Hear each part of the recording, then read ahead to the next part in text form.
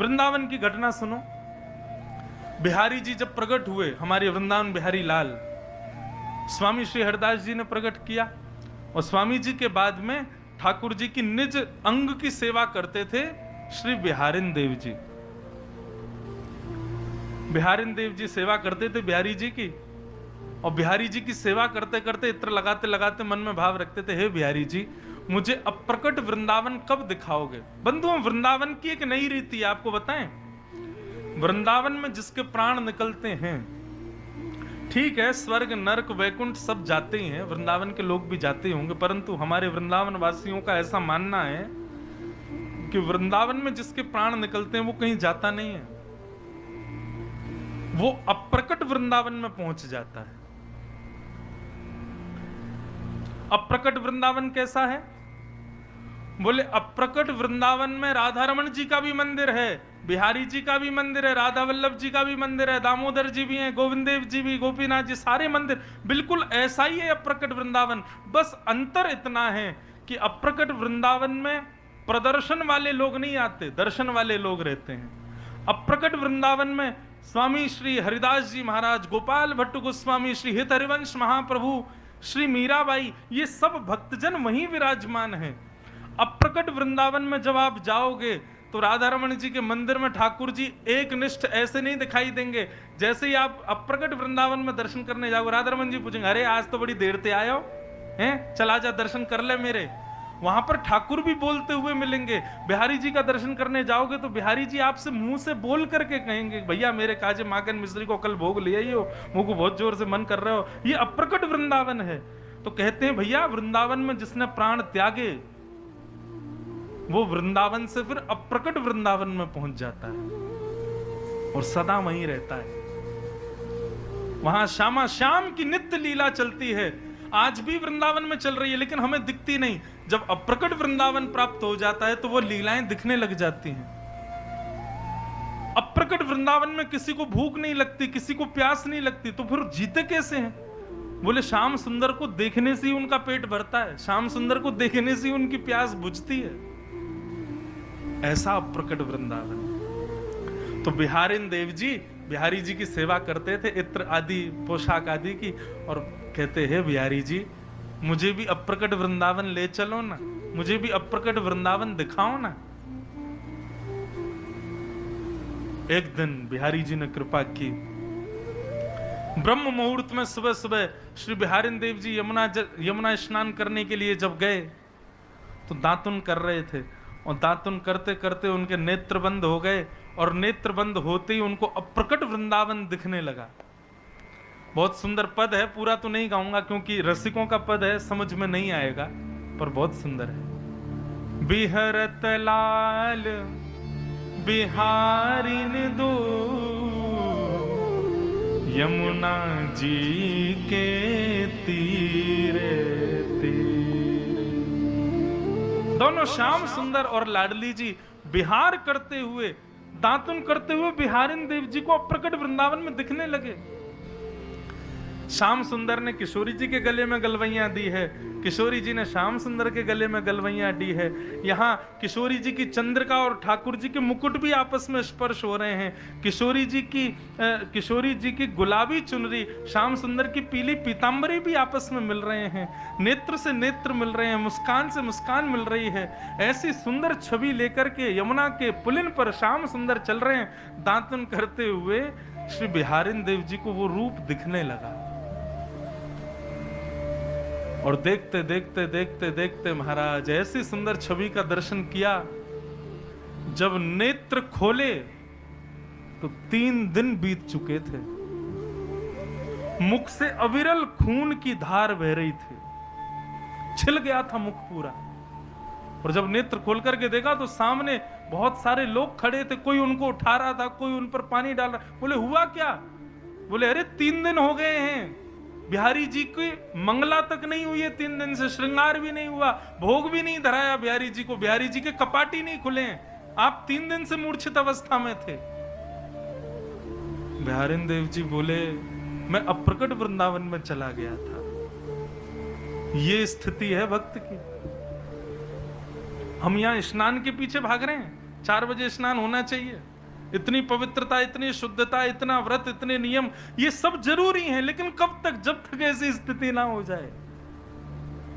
भक्ति में स्थिति हो जाएगी तो इतनी भी शुद्ध नहीं रहेगी कि मेरे केश कड़े हैं कि नहीं, मैंने स्नान किया कि नहीं, मैं अपना श्रृंगार तो कर लूं।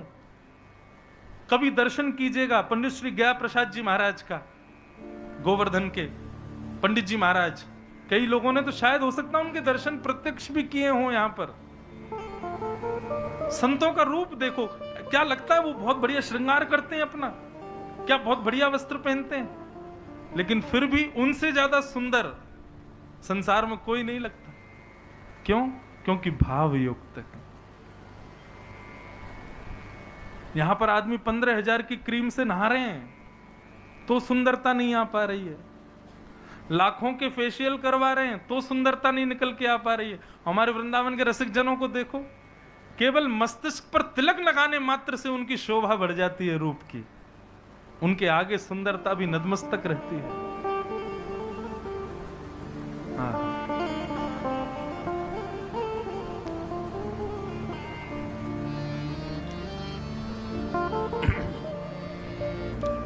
प्रहलाद जी कह रहे हैं, न दानम न तपो निज्यम न शौच्यम न व्रतानि च।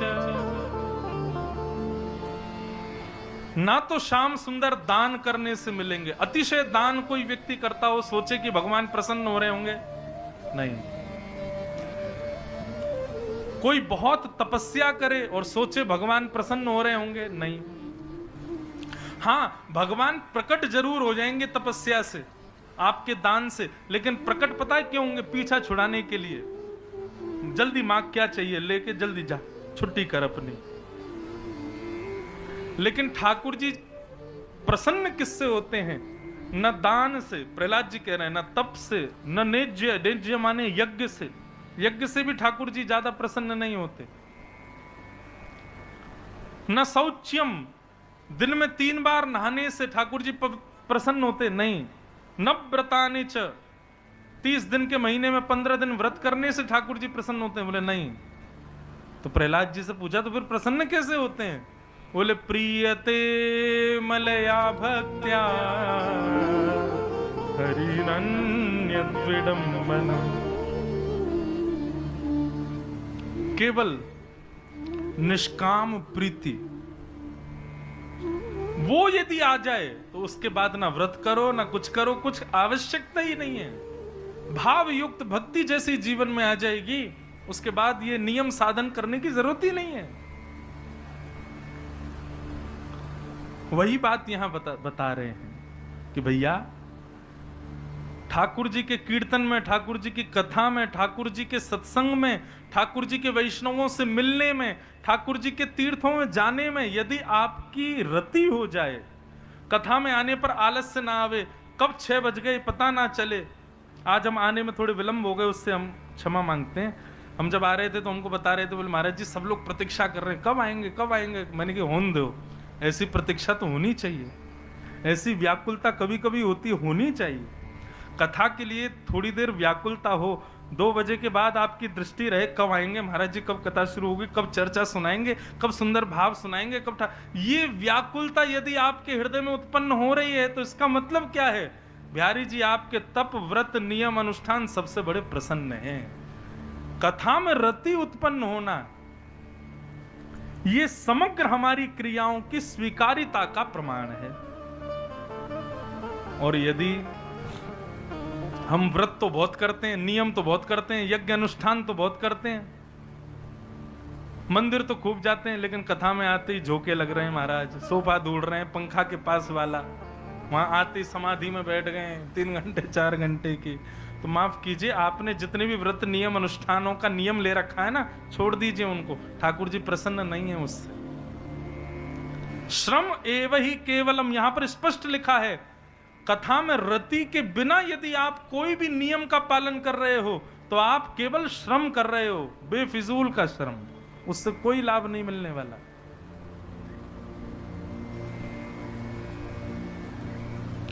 रावण बहुत यज्ञ करता था, और रावण जैसा यज्ञ कौन करेगा? अपने सिर काट काट के चढ़ा देता था। लेकिन ऐसे यज्ञ का क्या फायदा जिससे राम जी से प्रेम ही नहीं हुआ।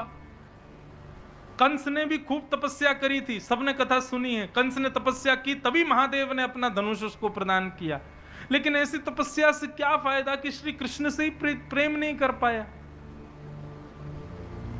भस्मासुर खूब भजन किया शंकर जी का, लेकिन क्या फायदा, शिव को ही मारने भागने लगा पीछे। ये तप, नियम, व्रत, अनुष्ठान, ये तो सब राक्षसों ने भी किए हैं अपनी उपलब्धियों को प्राप्त करने के लिए। हम लोग कर लें तो कोई बहुत बड़ी बात नहीं है।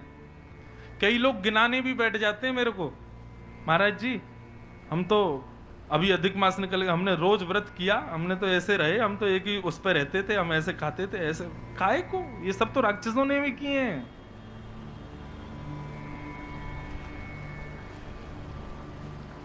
करो वो जो प्रहलाद ने किया, करो वो जो ध्रुव ने किया, करो वो जो मीराबाई ने किया।